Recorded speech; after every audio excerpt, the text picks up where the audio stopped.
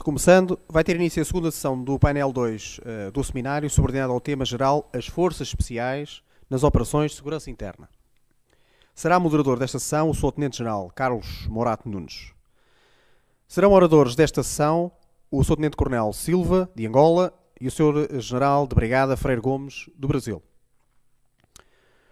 O Tenente-General Carlos Morato Nunes nasceu em 1946 e ingressou na Academia Militar em 1963. Está habilitado com a licenciatura em Ciências Militares pela Academia Militar, com o curso de Comandos, com o curso de Operações Especiais, com o curso Geral de Comando e Estado-Maior, com o curso Superior de Comando e Direção pelo Instituto de Altos Estudos Militares e ainda com o bacharelato em Matemática e com a licenciatura em Engenharia Geográfica pela Faculdade de Ciências da Universidade Clássica de Lisboa. Possui diversas especializações na área das Ciências Geográficas e das Tecnologias de Informação e da Comunicação. Ao longo da sua carreira, prestou serviço em várias unidades do Exército, nomeadamente na Escola Prática de Infantaria, na Academia Militar, no Centro de Instrução de Comandos em Angola, no Regimento de Comandos, no Serviço Cartográfico do Exército e no Instituto Geográfico do Exército. Cumpriu 3 comissões de serviço no período de 1967 a 1974 nos antigos territórios portugueses de África. Foi, já como oficial-general, chefe do gabinete do General-Chefe de Estado-Maior do Exército e comandante-geral da Guarda Nacional Republicana. Exerceu as funções de presidente do Instituto Geográfico, de secretário-geral para a cooperação entre os países de língua portuguesa em matéria de segurança pública e de diretor-geral do Instituto Geográfico Português. Tem a palavra o Sr. Tenente-General Morato Nunes, meu geral.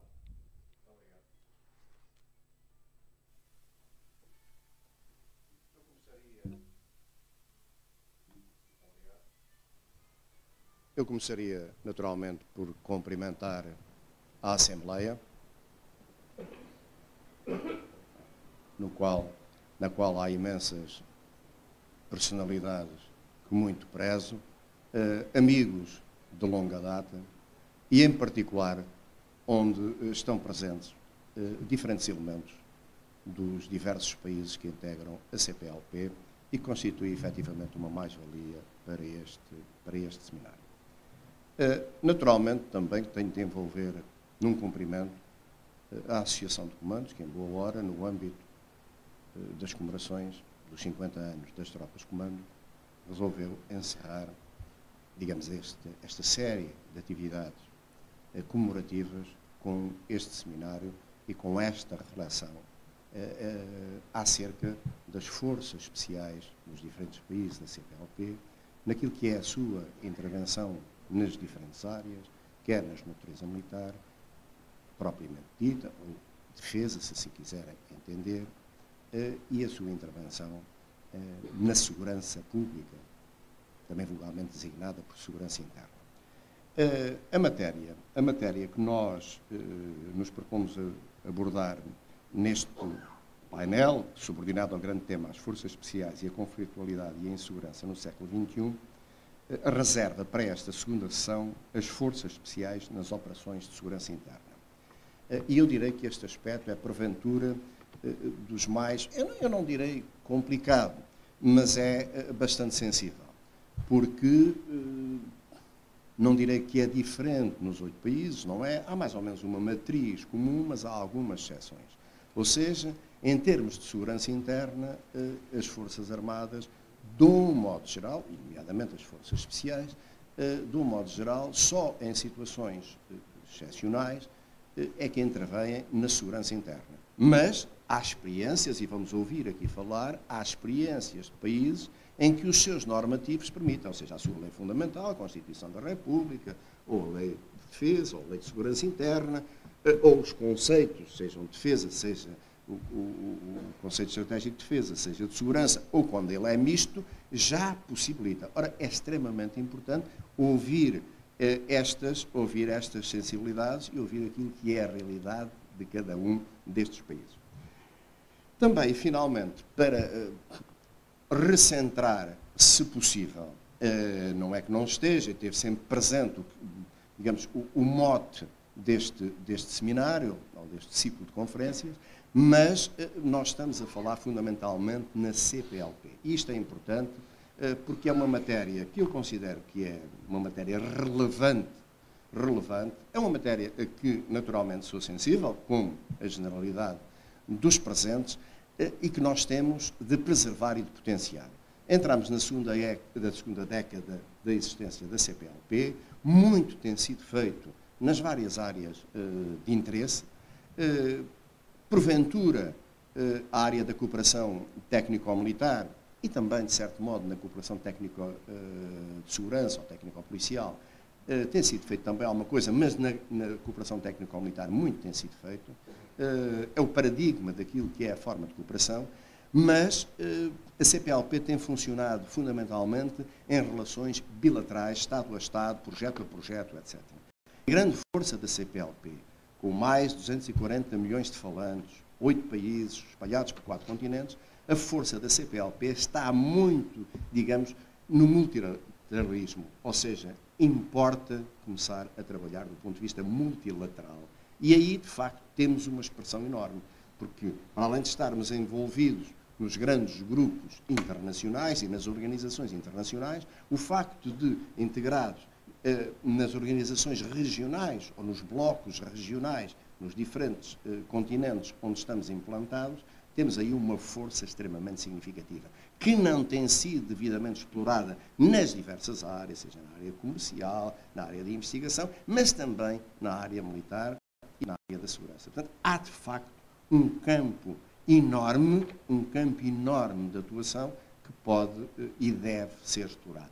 Pois bem, é neste âmbito que nós procuraremos que, digamos, esta sessão no âmbito deste painel possa ser conduzida e que, digamos, os elementos que vão ser carreados para aqui, relativamente a esta temática da intervenção das forças de segurança no âmbito das forças especiais, no âmbito da segurança interna, até que ponto, quais são as tendências e como é que isso funciona e qual é a aceitação que existe por parte das populações relativamente a esta matéria. Posto, digamos, esta introdução, vamos de facto àquilo que é a matéria que nos interessa. E de acordo com a nossa programação, vamos ouvir as experiências de Angola e do Brasil, as visões de Angola e do Brasil, de Angola pelo Coronel Alberto da Silva e do Brasil pelo Sr. General Freire Gomes. O primeiro conferencista, o Sr. Tenente-Coronel Alberto da Silva, nasceu em Angola em 1967, ingressou nas Forças Armadas Angolanas em 1984. Possui o curso de Comando de Estado-Maior da Escola Superior de Guerra de Luanda e o curso de Comandos de Angola, entre outras formações. Na sua carreira militar, desempenhou variadas funções, de que se destacam a de chefe de secção de planeamento, de diretor de instrução do Centro de Instrução de Comandos em Cabo Ledo, Quissama, Bengo. Foi professor de diferentes cadeiras na Escola Nacional de Aviação Militar. É atualmente o chefe da secção de planeamento da repartição de planeamento e instrução da Direção das Forças Especiais de Angola. Sr. Coronel, a palavra é sua. Muito obrigado, Excelência. Mais uma vez, muito bom dia e é uma honra estar novamente diante dos senhores para podermos abordar, então, uma questão bastante importante que se refere com as operações de segurança interna que as Forças Especiais têm vindo a prestar aos nossos países. Dizer que a apresentação que, dentro dos breves instantes, nós iremos fazer, assenta naquilo que são as missões das Forças Especiais no âmbito da segurança interna, elas sendo Forças Especiais de um Estado em que está em curso a implantação de um Estado Democrático de Direito, elas assentam essencialmente naquilo que são os normativos que existem no país, encabeçados pela Constituição e pelas demais leis que o país possui. Neste âmbito, as missões ou as operações das Forças Especiais no âmbito da segurança interna são aquelas que decorrem quer da Constituição, assim como da lei. Iremos viajar por esse tema partindo do seguinte sumário que temos ali. Iremos ver inicialmente a defesa nacional, as missões, as Forças Sociais na Segurança Nacional e, por último, as Forças de Segurança Interna. Em Angola, o que vigora em termos legais é que as operações de segurança interna são da inteira responsabilidade das forças que estão sob o comando do Ministério do Interior, ou seja, as polícias. Só em casos excepcionais, quando estas se revelarem impotentes de poder resolver as situações, só assim que são chamadas as forças especiais ou as forças armadas de uma maneira geral. Aqui nós podemos citar como alguns exemplos. Logo após o fim da guerra em Angola, houve uma invasão em termos de imigração legal para as áreas de produção diamantífera, onde estava a ser dilapidado a riqueza nacional. Constatada a situação e avaliadas as condições em que estava a ser dilapidado a riqueza nacional, o Estado entendeu por bem, para estancar aquela situação e chamar para aquela missão de estabilização daquelas regiões diamantíferas o empenho das Forças Armadas de uma maneira geral, e as Forças Sociais também deram o seu contributo nessa missão. Realmente foi um teste que se seguiu logo ao término da guerra, quer dizer, não foi fácil para as Forças Armadas, do momento para o outro, adaptarem-se àquele novo contexto, já que estavam num contexto que durou cerca de 30 anos, sempre de guerra intensa, e passarem automaticamente para uma missão de segurança interna. Foi uma situação pontual que o Estado assim decidiu e foi, então, empregue as Forças Armadas logo a seguir ao conflito armado. Dizer igualmente que as Forças Armadas em Angola têm aquelas missões genéricas que têm todas as outras Forças Armadas dos Estados Democráticos de Direito e outras missões de ordem pública, do interesse geral ou de ordem pública. Então, é aqui nesta perspectiva em que as Forças Especiais podem ser chamadas a intervir em caso de, como dizia anteriormente, das forças vocacionadas para o efeito, ou as forças naturalmente vocacionadas para esse efeito, se revelarem impotentes. Nesta circunstância, as Forças Armadas ou as Forças Especiais têm sido inicialmente colocadas sempre em estado de alerta para, caso a ordem pública seja alterada em proporções tal que as forças de segurança ou as forças de polícias se revelarem incapazes, elas poderem atuarem em auxílio a essas forças. Portanto, não existe um normativo expresso legal que autoriza de imediato que as Forças Armadas ou as Forças Especiais intervenham diretamente nas operações de segurança interna. Obviamente, a sua intervenção é só na base da alteração significativa da ordem, é quando elas estão autorizadas a intervir nestas operações. Mas, ainda assim, a preparação, o adestramento dos efetivos para, em caso de se verificar tal alteração da ordem, é constante nas Forças Especiais. Tanto é que as Forças Especiais têm trocado algumas experiências com alguns países onde esta situação já é evidente.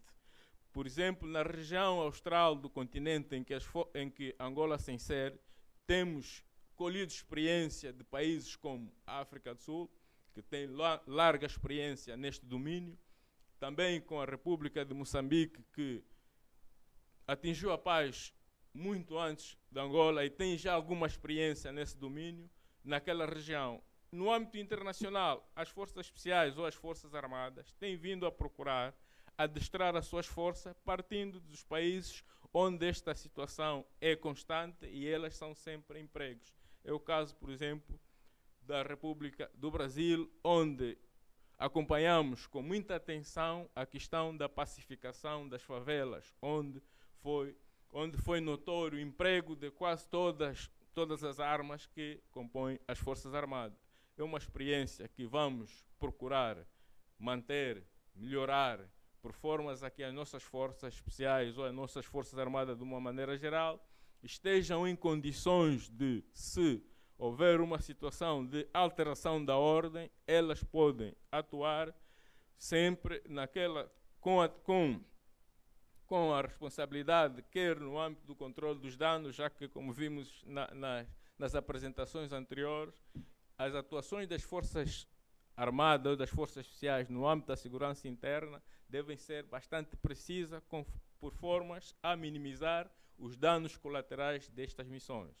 Portanto, estamos num aprendizado constante e vamos indo melhorar esses aspectos, quer a partir aqui da nível da CPLP, com as experiências de Portugal e dos outros países aqui presentes, e daqueles outros países que ontem vimos aí no âmbito da cooperação. Então vamos sempre melhorando as nossas performances para, em caso de alteração da situação, estarmos à altura de poder respondermos às ameaças que advirem da situação. Assim sendo, poderia dizer que as forças especiais em Angola atuarão sempre em auxílio às forças policiais e, em casos excepcionais, quando a situação se agravar, elas intervêm de uma forma coordenada e com vista a minimizar o impacto das suas missões dentro da sociedade. Portanto, eu terminava por aqui. Se na fase dos debates, se houver perguntas para acrescentar a essa apresentação, a delegação de Angola está a dispor dos senhores para podermos trocar mais experiências sobre isso. Muito obrigado, Sr. General. Muito obrigado à plateia. Muito obrigado, Sr. Coronel Alberto Silva.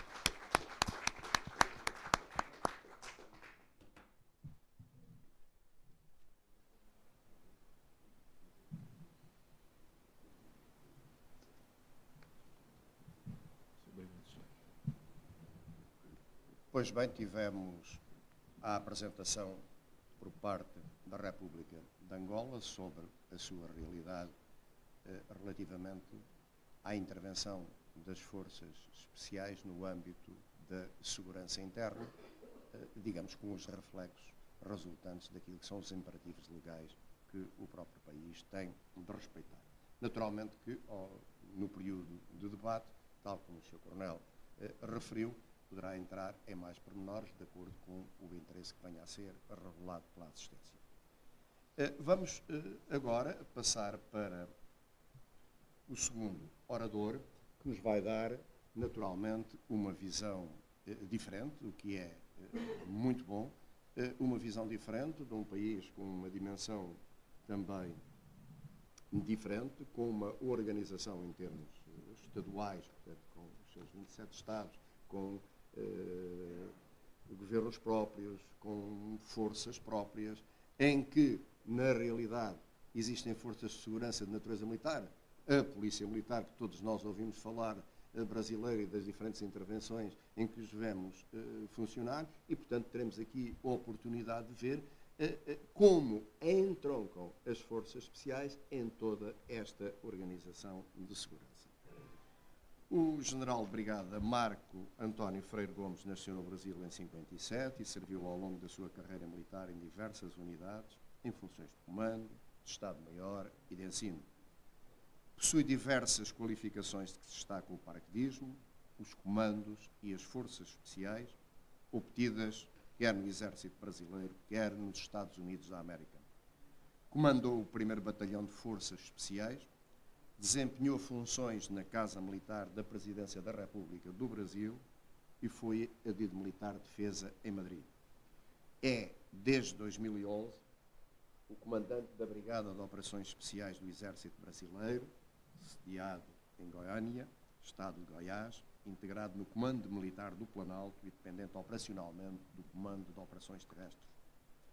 A Brigada de Operações Especiais integra a Força de Ação Rápida Estratégica do Exército.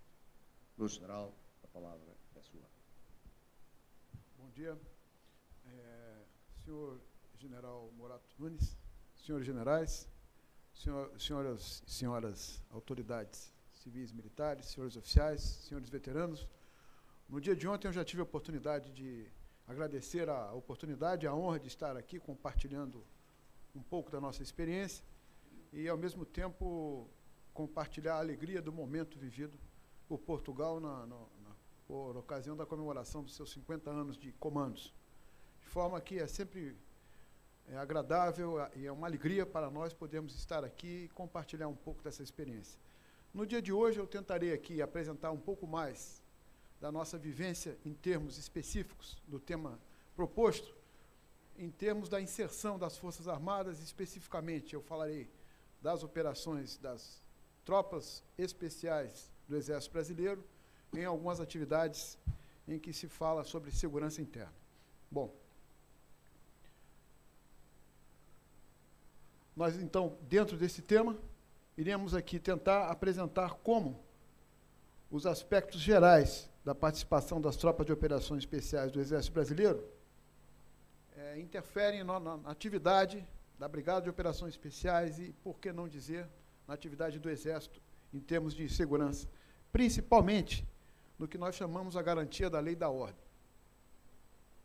Este será o nosso sumário. E eu gostaria de iniciar fazendo uma rápida introdução sobre as nossas experiências anteriores, tocando neste ponto, que é um ponto que muito nos orgulha e serve como um referencial até hoje da importância do emprego das operações especiais na segurança interna. Nós faremos aqui apenas uma referência à participação que tivemos no combate a movimentos subversivos, movimentos terroristas, na década de 70, em que o combate à guerrilha que tentou se estabelecer no país, à época, foi efetivamente desencadeado por tropas de operações especiais, mediante uma doutrina desenvolvida pelo governo brasileiro, pelo Exército Brasileiro. Então, aqui é um ponto importante. A constituição das equipes, a doutrina que foi utilizada na ocasião para o combate na Amazônia destas tropas irregulares, ela foi uma doutrina específica brasileira, sem nenhuma interferência externa.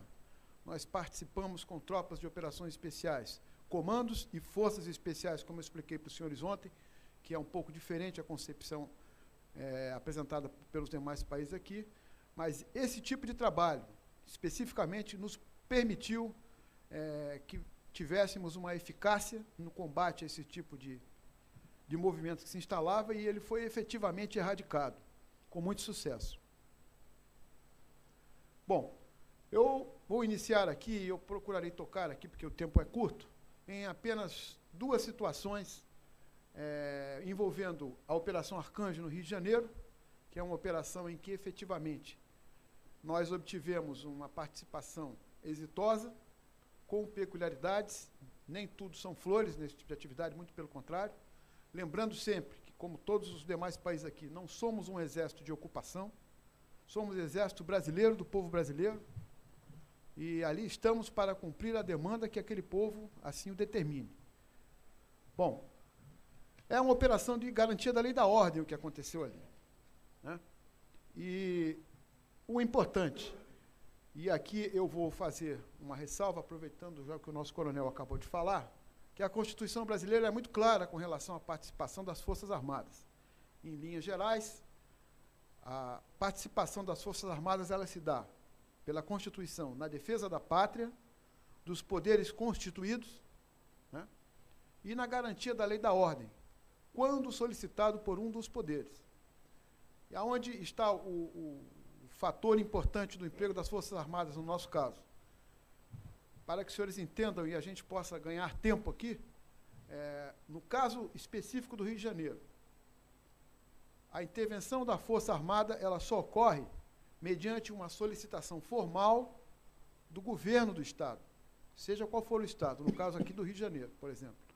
Então, há necessidade que o governo do Estado se declare incompetente, incapaz de fazer frente àquela crise, para que, mediante, aí sim, uma solicitação formal à Presidência da República, ao Poder Executivo, que esse determine o emprego das Forças Armadas.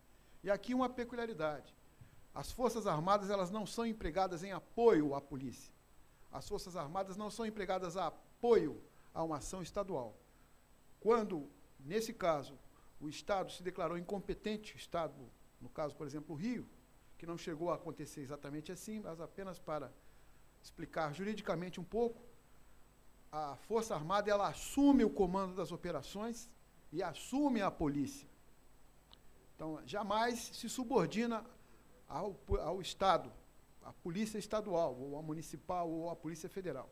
Estas forças policiais, elas passam a integrar a força de garantia da lei e da ordem mediante o comando operacional, efetivamente, da Força Armada.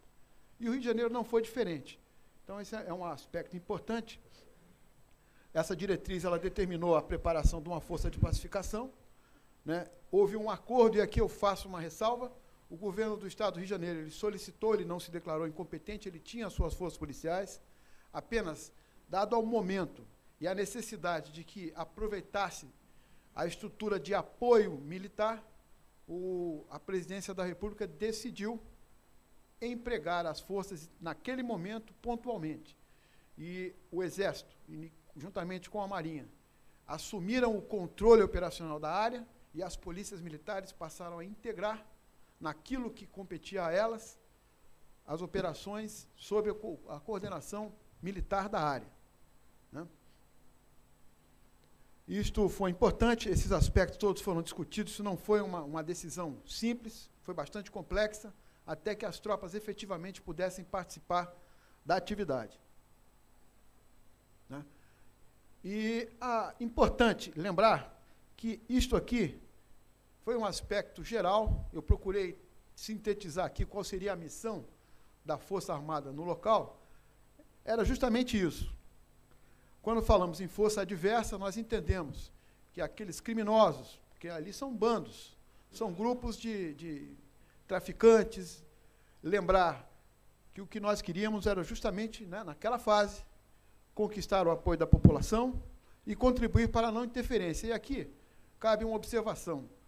O que é esse apoio dessa população? Quando se fala em favela, muitos dos senhores talvez já tenham estado no Rio de Janeiro, quando se fala em favela, cria-se uma imagem de alguma coisa exótica em que são locais totalmente fora do controle do Estado. Não é isso. As favelas no Rio de Janeiro, elas existem historicamente, são aqueles locais que, pela sua, vamos dizer assim, localização geográfica, fica na parte, o Rio de Janeiro é um estado que fica debruçado sobre o mar. E as pessoas com menos recursos, elas começam a morar naqueles locais, nas montanhas ou nos morros que estão ali, próximo ao mar. E esse nome favela, ele vem de um tempo antigo, em que existia uma planta que foi trazida do Nordeste do Brasil para aquela área, por militares que moravam próximo daquela região, e o nome dessa planta era favela, e ficou. Mas a favela, ali, 99% da população são pessoas de bem, com famílias constituídas, simples, que trabalham no dia a dia, estão na periferia da cidade e precisam se deslocar curto. Por isso elas moram ali, se adaptam àquela situação. O que aconteceu com isso?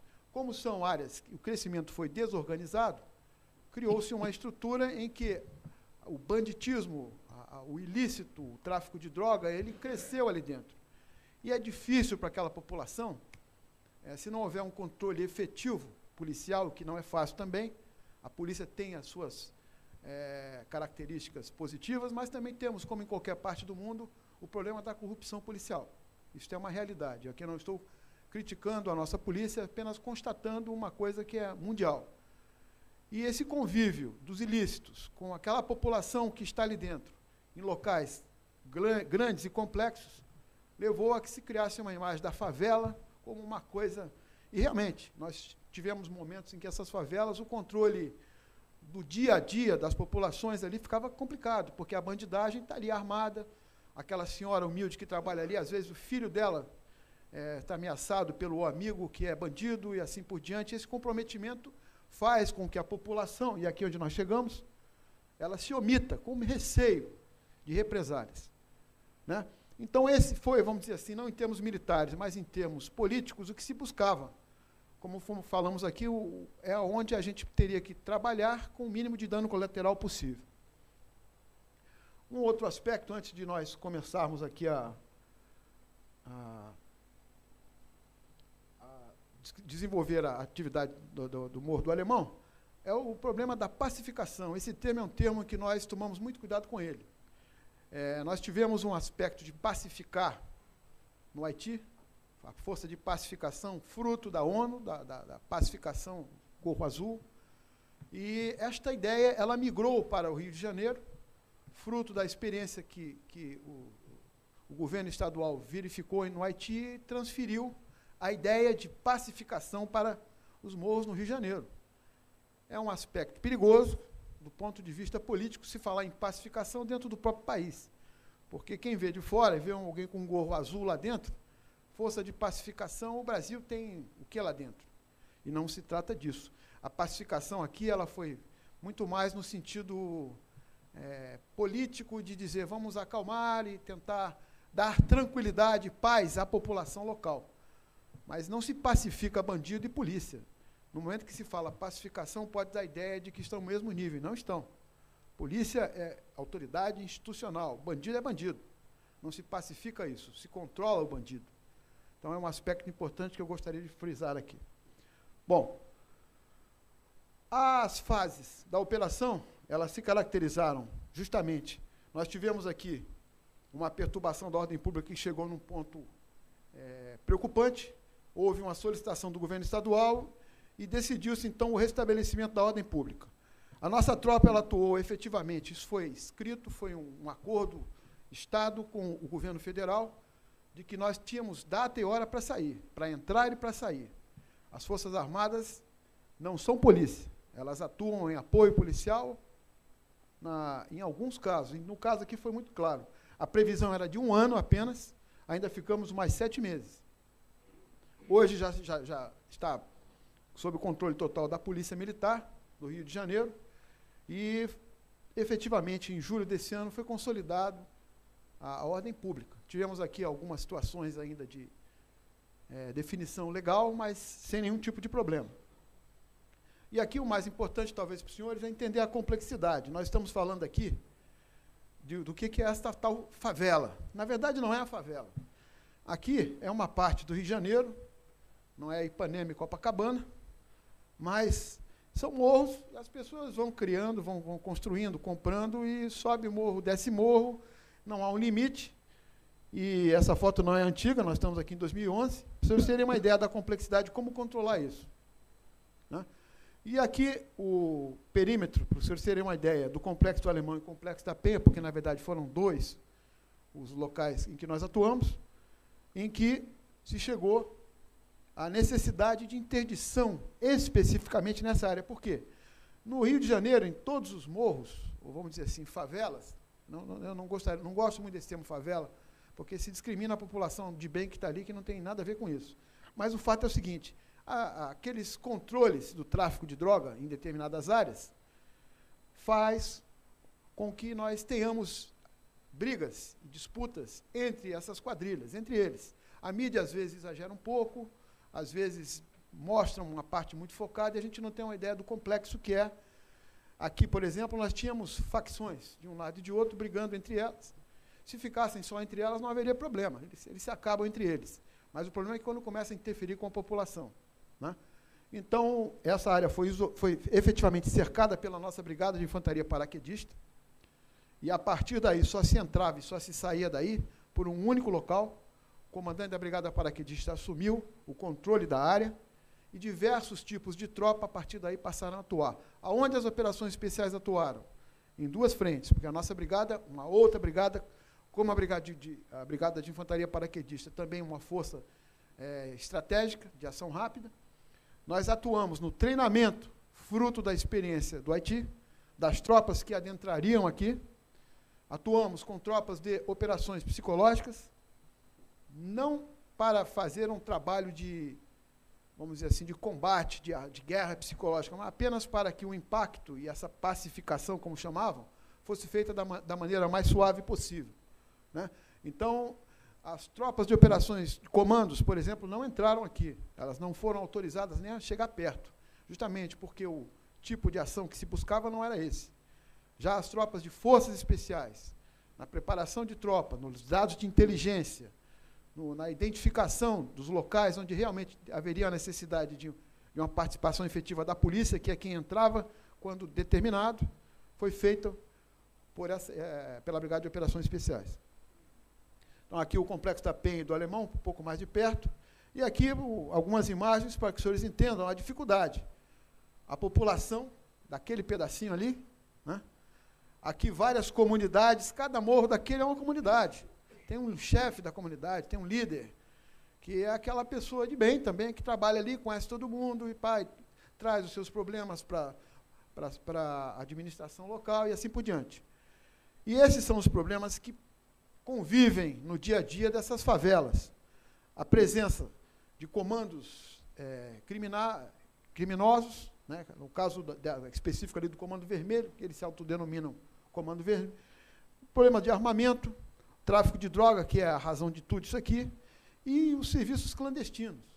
Então, aqui, cobrando pedágio, coisas desse tipo, da população, é onde a população se sente acuada. Quando o Estado intervém efetivamente, isso praticamente desaparece esse tipo de problema. Mas aqui, sim, nos preocupou bastante, e este era o ambiente do Complexo da Penha, para os senhores terem uma ideia. Cada área dessa aqui foi controlada por um tipo de tropa, para justamente fazer frente às ameaças que se apresentavam. O Complexo do Alemão, que ficou mais conhecido, um pouco maior, 300 mil habitantes, com estas comunidades, né, e com os seus problemas também muito semelhantes ao anteriormente apresentado. O Complexo do Alemão é um pouco mais complexo, para não ser redundante, mas é a realidade, né, e esta é a visão geral, para que os senhores entendam a situação. E a vida do Estado não parou, não para, as pessoas continuam trabalhando normalmente, apenas essas áreas elas foram efetivamente controladas. Aqui uma ideia de como é que eles estavam fazendo no início, antes de nós entrarmos. Eles bloqueavam, e a polícia, para entrar aqui sem os seus meios efetivamente, ela tinha dificuldade. Então, aqui, ó, isso é uma casa-mata. Por que casa-mata? Porque ali eles botavam a turma armada e a polícia, quando começava a subir o morro, bala para baixo, né? Então, isto tudo, né, um posto de observação. Agora, como é que aqui do lado tem criança brincando normalmente, pessoas que não têm nada a ver com isso, mas eles estão lá. No dia a dia, se alguém tem juízo, ninguém vai se meter com alguém que está armado ali, que vai me causar um dano. Então, isto tudo foi efetivamente, eu posso afirmar aqui que em 2 dias já tinha sumido tudo isso aí. E eles simplesmente fizeram o quê? Fugiram. Muita gente foi presa, uma parte desapareceu, foi para outras regiões do Rio de Janeiro, mas aí houve a fase do trabalho que chamam-se de pacificação.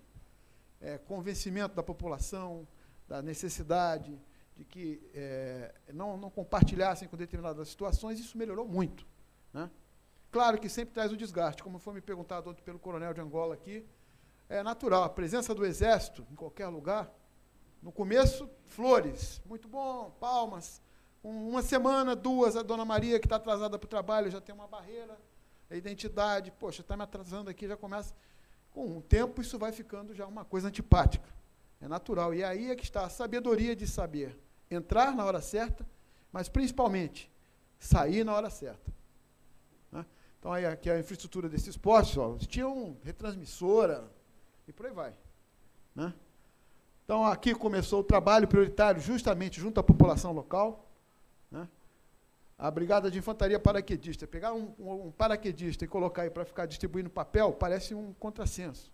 Mas esse trabalho foi importante pela experiência, pela vivência daquele soldado que foi preparado para isso, aonde nós entramos com as operações especiais no seu nível mais sensível, né?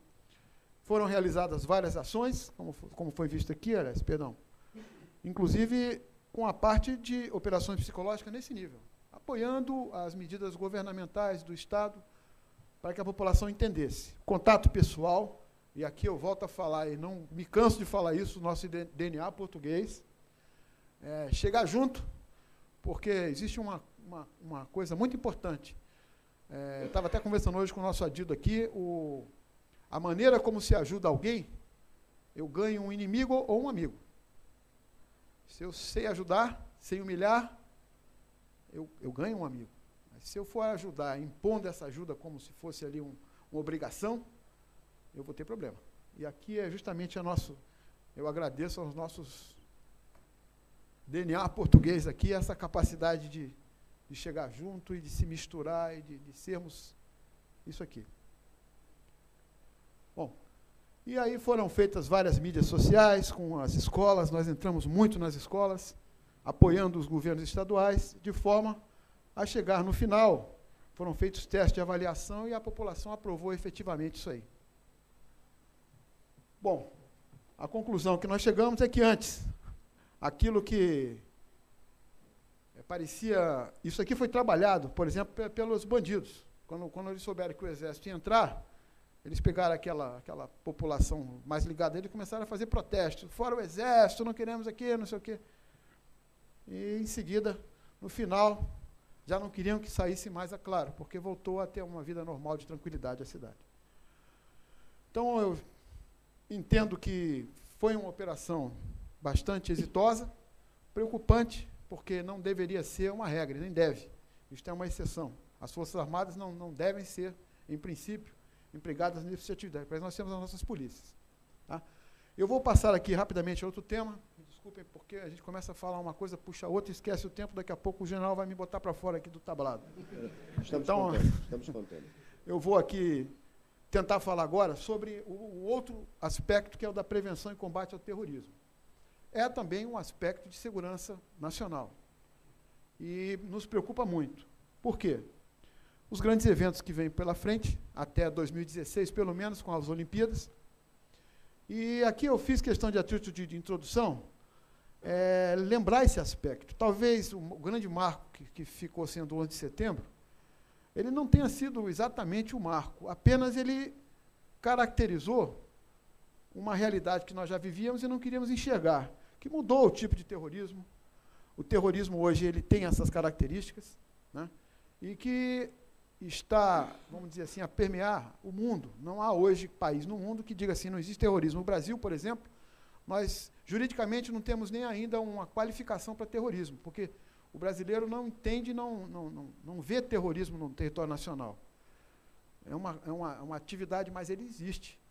E uma Copa do Mundo, por exemplo, como nós temos a Rio+20 aí, com 140 países no Rio de Janeiro, chefes de Estado, eles vêm com seus problemas e suas ameaças junto. Então, isso pode acontecer em qualquer lugar. Então, nenhum país hoje pode se omitir de que esta realidade nos afeta. E temos que trabalhar integrados, e aí eu volto a falar da importância do trabalho das operações especiais, particularmente aqui na nossa CPLP. Podemos fazer muito nessa área, trocando informações, trabalhando e sempre prevendo isso aqui, né? Que o terrorismo é contemporâneo, o neoterrorismo, entrou na agenda mundial, né? O que era até 70 lá, com o que aconteceu na Alemanha, para o que aconteceu hoje, este contra-terrorismo proativo e reativo é a realidade. Particularmente o nosso proativo. A reatividade é muito pouco provável. Nós estamos falando aqui que a proação, ou seja, a inteligência, 99% da prevenção e combate ao terrorismo, repousa na inteligência. E esse trabalho é no dia a dia nosso, nos conhecendo e trocando informação. Bom, lembrar isso, o terrorismo, ele visa justamente, e nós estamos falando aqui de Copa do Mundo, quem é que vai jogar uma bomba num estádio, quem é que vai fazer alguma coisa na Olimpíada, é indiscriminado. Ninguém sabe o que passa na cabeça, como aconteceu agora na escola nos Estados Unidos. Isso é um tipo de terror? É. E quem estava preparado para aquilo? Estamos falando dos Estados Unidos, né? Então, são essas as 4 vertentes que a Brigada de Operações Especiais está trabalhando, porque ela recebeu a missão de coordenar, como eu já falei para alguns, todos esses grandes eventos que acontecerão até a Olimpíada, inclusive. A coordenação ficou a cargo da Brigada de Operações Especiais, Exército, Brigada de Operações Especiais, no que tange a prevenção e combate ao terror, da mesma forma que a guerra química, biológica e nuclear. Então, nós temos aí um desafio grande pela frente, muita coordenação a ser feita, como falou aqui o nosso doutor Nuno, com relação a deixar o espaço para as polícias, a segurança pública, até onde vai a segurança pública, até onde vai a defesa, e o Brasil fez isso para chegar na definição das missões. Lembrando desses antecedentes, em todas essas atividades aqui, eu pensei apenas as mais importantes, nós já trabalhamos com a Brigada de Operações Especiais, coordenando as atividades contra terrorismo. Tá? Bom, a Operação Aspa, que foi de países árabes, foi um momento bastante tenso, em que nós tivemos aqui 32 países do mundo árabe reunindo-se no Brasil, com várias ameaças, ou seja, ameaça no Brasil, sim. E a coordenação ficou conosco. Aqui temos as 3 Forças Armadas, as polícias federal, as locais, trabalhamos em conjunto. Aqui eu procurei mostrar. Esse aqui são grupos táticos, tendo aquilo que o seu professor falou na palestra anterior, de várias forças. E nós integramos. A grande sabedoria está aqui em não comandar. Aqui nós coordenamos o emprego. Então, se a tropa da Polícia Federal está melhor adaptada para entrar num determinado alvo, ou num determinado local, ela fará isso aí, treinará, e nós coordenaremos. Porque se trata simplesmente de ajustar as capacidades e empregá-las da melhor forma, porque não há como fazer um trabalho isolado. Né? Então, aqui, ó, se eu ter uma ideia, esses aqui são pilotos, só para aqueles 3 dias de operação nos países árabes, de todas as forças, polícia, ficaram aqui 1 mês, juntos, treinando. Aqui, o helicóptero decolava com a equipe tática da Polícia Federal, o piloto era do Exército, depois era uma equipe da Marinha, e o piloto era da Polícia Federal. As nossas equipes, esse aqui são pilotos e caçadores. Trocavam, sentavam de noite, conversavam, minha arma eu atiro assim, faço assim, treinaram juntos. Não houve nenhum problema. Né? Foi estabelecido, então, todo um centro de integrado de operações conjunto. Isso aqui é uma visualização nova. Nós não estamos trabalhando mais apenas em operações conjuntas, em termos de operações especiais, mas interagência. Porque as polícias também têm seus grupos táticos de combate ao terror, inclusive muitas vezes mais vocacionados para esse tipo de atividade, não há problema nenhum, e coordena-se.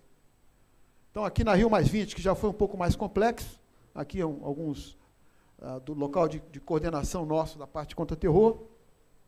Essa concepção geral tem que ser estabelecida uma rede.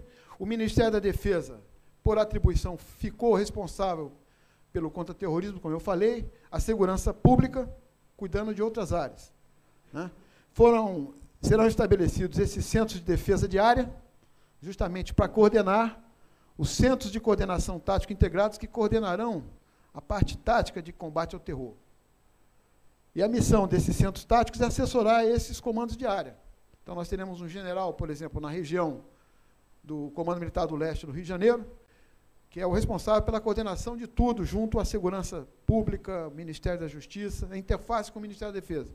Debaixo da ligação dele, a parte de controle de combate ao terrorismo estará com a brigada assessorando. Isso aqui é apenas para ter uma ideia das forças conjuntas, com todos os órgãos participando. Teremos uma força tática central, isso já vem sendo feito, e as locais. Os senhores imaginem que na Copa do Mundo são 12 sedes. Nós teremos forças táticas locais, já conhecendo a área, atuando ali, e teremos aquela força tática específica, centralizada em Brasília, em condições de serrar para qualquer outro local desse se a crise se agravar. Esta aqui é uma visualização de como funcionará a organização desse centro de coordenação, que nós estamos chamando de prevenção e combate ao terror. Esse vai coordenar nacionalmente o trabalho, com todas essas células. Aqui nós temos a parte de inteligência, que vai ser controlada pelo o órgão central de inteligência do país, a parte de prevenção ao terror, a parte antiterror, que nós chamamos assim, será coordenada pela Polícia Federal, porque é quem tem o controle da aduana, o controle das fronteiras, dos portos, o acompanhamento de inteligência, de ameaças, e a parte contra terror, efetivamente, sob a coordenação da Brigada de Operações Especiais. Então, as forças táticas, grupos, tudo isso aqui controlado, o coordenador aqui é o comando da Brigada de Operações Especiais. As células, cada uma se articulando com os diversos órgãos nacionais. Aqui, os chefes dessas células são aqueles representantes no mais alto nível do país, com capacidade de acionamento. Né? O CCTI será uma réplica do que nós teremos a nível nacional em cada sede, com outro coordenador também, de forças especiais, atuando em todos os níveis da sociedade. Este pessoal atuará 24 horas, junto, em condições de decidir, de acompanhar qualquer atividade. Essa é a articulação para a Copa das Confederações.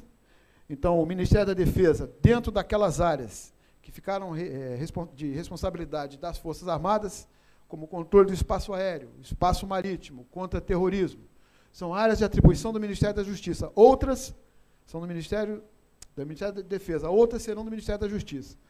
E aqui, o nosso Centro Nacional de Prevenção e Combate ao Terror, ligado diretamente ao Ministério da Defesa, com os nossos centros com ligação técnica conosco, né, diretamente ligado aos comandos de área. Isto será o grande balão de ensaio já para a Copa do Mundo, e que isso aqui vai ser multiplicado por 2, com 12 sedes. O Exército colocará, independente de qualquer coisa, nas 12 sedes, 12 grupos táticos de contra-terror. Independente do grupo tático local da polícia, independente do grupo tático que venha da Polícia Federal. É a nossa maneira de integrar isso tudo e também garantir. Por quê? Fruto do que tem acontecido em algumas situações, a Inglaterra foi um caso típico, estivemos conversando com eles, a evolução da situação no Reino Unido, na Olimpíada, foi mais ou menos isso. Eles foram, de repente, surpreendidos mais pelo lado terceirizado, que não pôde participar, houve um subdimensionamento das necessidades, e acabou que as Forças Armadas entraram um pouquinho mais do que deveriam. Lembrar que no caso do Reino Unido, por exemplo, eles não atuam nessa área. Atua a polícia local, né? As Forças Armadas inglesas têm um outro papel, mas acabaram tendo que atuar. No Canadá, nos Jogos de Inverno, aconteceu a mesma coisa, e na África do Sul, lá na Copa do Mundo. Então, fruto dessas experiências, e por isso aquelas bilaterais que eu apresentei aos senhores ontem, lá com o nosso Coronel Negrão, é que nós estamos tentando ajustar e coordenar. Mas o grande segredo disso aqui é que o Ministério da Defesa e o Ministério da Justiça trabalham para e passo, integrando, coordenando, e nós aqui não fazemos diferente. Eu aqui não posso chegar e querer dar ordem para a Polícia Federal naquilo que ela sabe fazer. Eu tenho que coordenar e saber o que eles podem fazer e dizer, ó, você pode fazer isso, mas você vai fazer isso. E assim é um trabalho de paciência também, porque são estruturas um pouco diferentes, mas a gente tem que raciocinar o seguinte: as Forças Armadas aqui são aquelas que no pior do pior, jamais deixarão de estar ali. As demais a gente nunca sabe. É uma realidade, eu acho que mundial. Né? Aqui a articulação é complicado, os senhores vejam aqui, só para a Copa das Confederações, como é que eu posso controlar e ter rapidamente estar aqui nessa articulação. Mas, se Deus quiser, tudo correrá bem. Né? Aqui a articulação da Copa do Mundo, um pouco mais complexa. Não sei se conseguir passar a ideia de como é que funcionará esses centros táticos integrados. Eles estão ligados à segurança local, segurança de Força Armada, defesa, mas integrados por todas as forças, inclusive as policiais. Né? E nós, o comando da brigada, estará aqui. Estas 4 áreas, coordenadas pelo Exército, no caso, pelo Ministério da Defesa, apenas a ênfase, e aqui talvez seja o ponto principal, o coordenador, dentro desse trabalho aqui, da parte de inteligência, será o órgão de inteligência do país. A parte antiterror, os órgãos policiais federais coordenarão esse trabalho, mas sempre se reportando ao centro de coordenação da demanda necessária. O contra-terrorismo, que é aquela ação direta, efetiva, que a gente sabe que é o mais difícil, que não aconteça, tomara que não aconteça, as forças de operações especiais, e o gerenciamento de consequências, que é o que eu sempre alerto lá às nossas autoridades. Este passo aqui é vamos dizer assim, o mais rápido, porque hoje em dia, se a gente for ver uma análise de terrorismo aí, o terrorismo com refém é uma coisa bastante remota, mas aqui uma explosão, como foi em Mumbai, um atentado louco daquele, a gente passa praticamente daqui para cá. E esta fase aqui já não é mais conosco. As consequências, a administração estadual em cima da crise, já não é mais nossa. Nós estamos atuando aqui na prevenção, na parte antibomba e acompanhamento de inteligência. Essa fase é mais delicada, mas aqui já aconteceu. Né? Esses são os nossos desafios. Conhecer o potencial das forças de defesa e segurança. O Brasil separou as duas coisas, defesa, Força Armada, segurança, com o Ministério da Justiça, ou do Interior, né? E integrar isso aqui é que está sendo o nosso desafio. Eu espero não ter me passado muito na hora e ter transmitido um pouco aí do que nós temos pela frente, um pouco que nós vivemos. E espero contar com o apoio dos senhores, pelo menos na torcida aí, se o Brasil, nessa fase da Copa das Confederações, aí, chegar lá. Muito obrigado.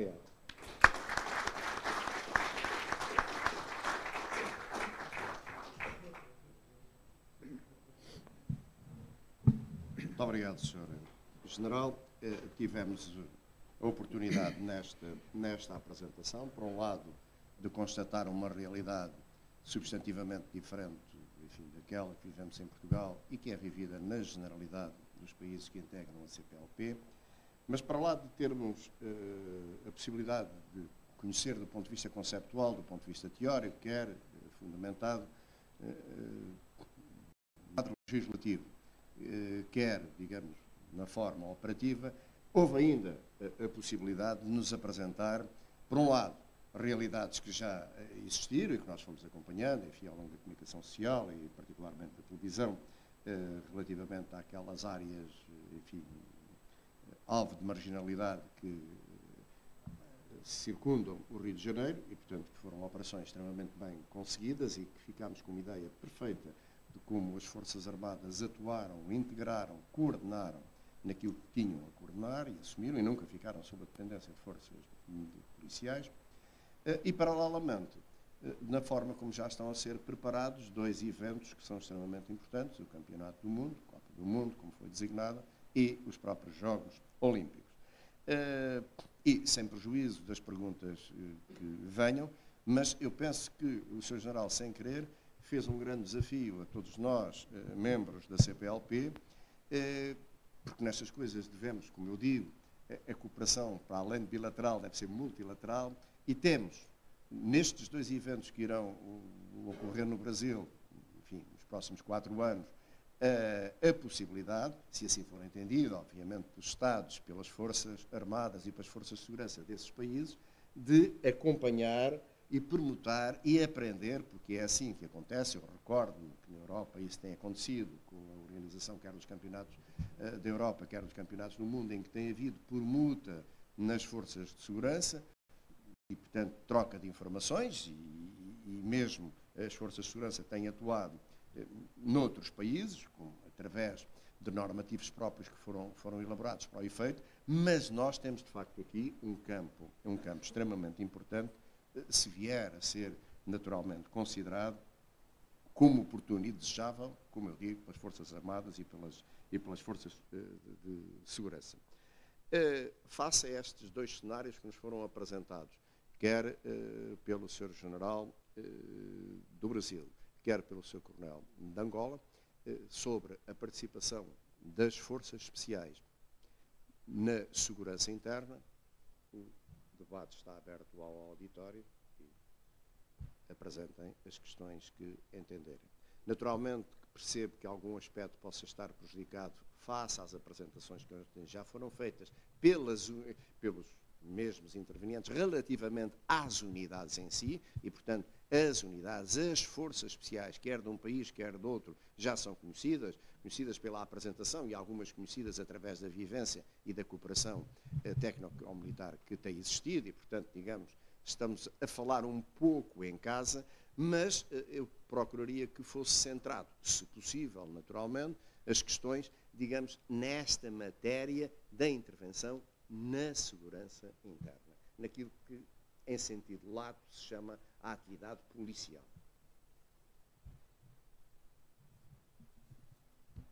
Faz favor.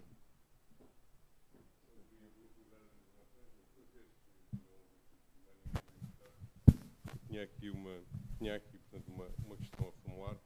Antes de mais, permita-me, Sr. General, que felicite igualmente os oradores pela brilhante exposição que aqui nos fizeram, ainda por cima de uma realidade que, para nós, nomeadamente a nível nacional, carece, portanto, de algum desconhecimento, porque não é, digamos, a prática corrente em termos daquilo que é feito a nível, portanto, das Forças Armadas Portuguesas. Eu a realidade angolana, portanto, tenho alguma percepção da mesma, fruto do privilégio que tive durante alguns anos, quer em períodos de paz, quer em períodos de conflito, a ter trabalhado com as Forças Armadas angolanas, nomeadamente, portanto, no tempo de conflito com a Polícia de Intervenção Rápida, portanto, do Ministério do Interior, tinha uma percepção, no caso específico das Forças Armadas brasileiras e no que concerne, portanto, à atuação das Forças Especiais, portanto, nesta temática da segurança interna, a questão que eu queria formular é a seguinte. Durante a explanação do Sr. General Gomes, fiquei com a ideia que, ao nível das operações que decorreram, nomeadamente no Rio de Janeiro, no Morro do Alemão, que a atuação, portanto, das forças especiais, nomeadamente no aspecto da intervenção propriamente dita, portanto, dentro do perímetro que foi delineado para a operação, que essa mesma atuação incidiu única e exclusivamente na parte do reconhecimento especial, nomeadamente, portanto, na aquisição de determinado tipo de alvos. A parte, digamos, daquilo que vulgarmente, portanto, é designado em termos de operações especiais, das ações diretas, das ações ofensivas tendentes à eliminação à captura, portanto, de alvos humanos, fiquei com a ideia que isso teria sido cometido, portanto, às forças, portanto, de polícia. Por outro lado, nos slides subsequentes, relativamente àquilo que são as percepções em termos da utilização das forças da Brigada de Operações Especiais nos mega-eventos, nomeadamente a Copa das Confederações e a Copa do Mundo, que a parte, digamos, do contra-terrorismo, nesse âmbito das ações diretas, já poderia ou já seria previsível qualquer tipologia de atuação, nomeadamente das Forças de Operações Especiais, portanto, da Brigada.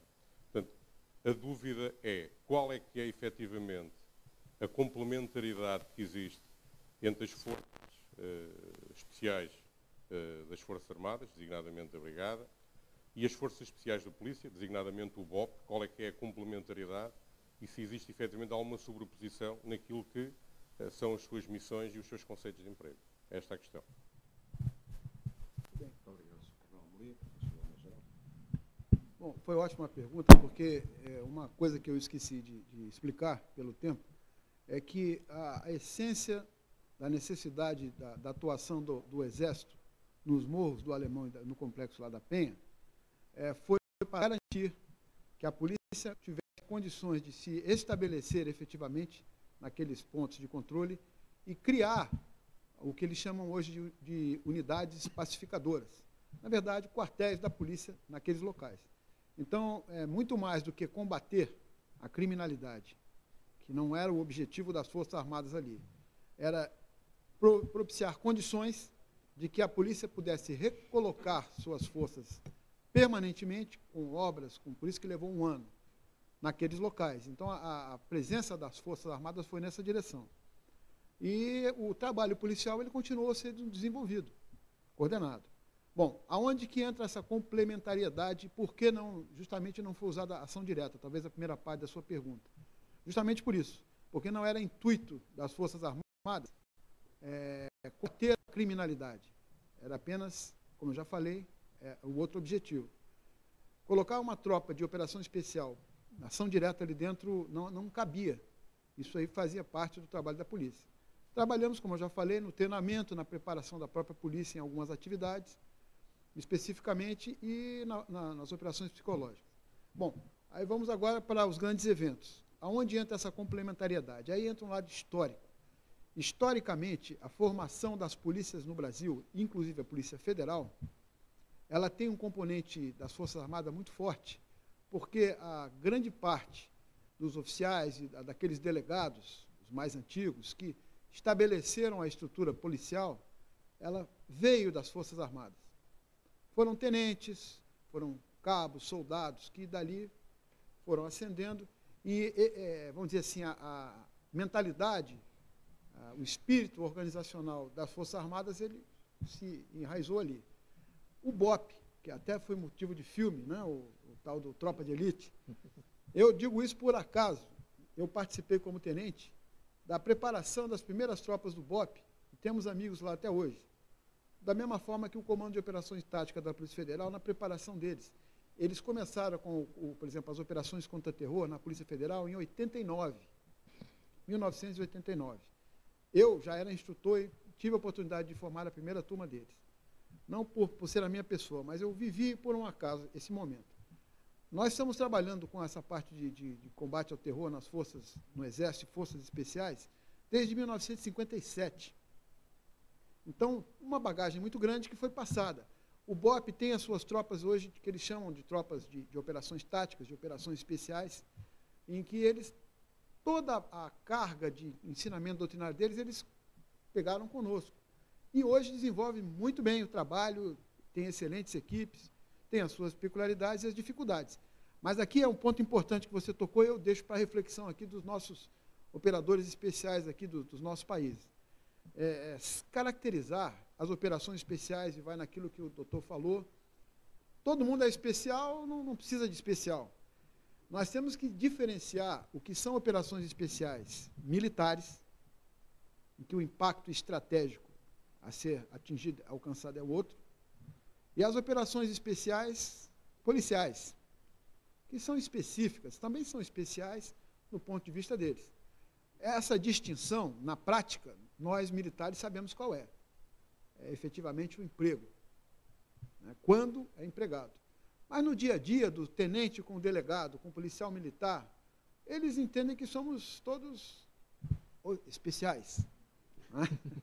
Então, eu acho que o principal, e aí é que está talvez a grande sabedoria, e isso vai ser um desafio importante, nós temos discutido muito isso no Brasil. A Polícia Federal disse, não, mas isso eu faço. Não preciso que o Exército se meta aqui, isso é normal. É uma decisão política. E nós não estamos aqui buscando espaço, nem acredito que eles. Apenas estamos cumprindo uma determinação superior, que acontece com qualquer país. Então, existe essa problemática de definir até onde vai quem, mas nós temos a obrigação de saber o que podemos fazer e ficarmos em condições de assumir, inclusive, a coordenação na ausência de outras forças. Agora, é um desafio. O que é especial? Lá no Brasil nós temos isso, até o gorro que nós usamos, o gorro preto, desde 1957, das operações especiais, as polícias agora, no Brasil inteiro, estão botando gorro preto. E o que fazer? Não há o que fazer, apenas conviver e torcer para que eles realmente justifiquem aquele gorro preto. Muito obrigado. Faz favor, Sr. Doutor.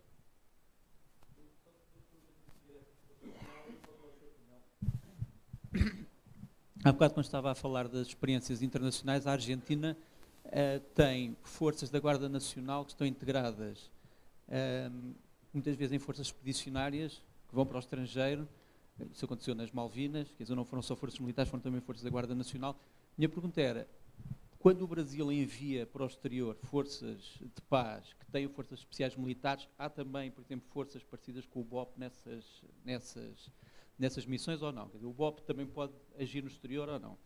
A segunda pergunta, falou do papel da Agência Brasileira de Informações, na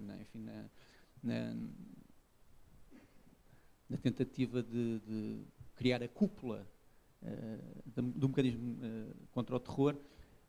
Do ponto de vista das forças especiais, e sabendo-se que o Brasil é um país que tem algumas partes de fronteira sensíveis, a zona do Iguaçu, enfim, as zonas dos três estados.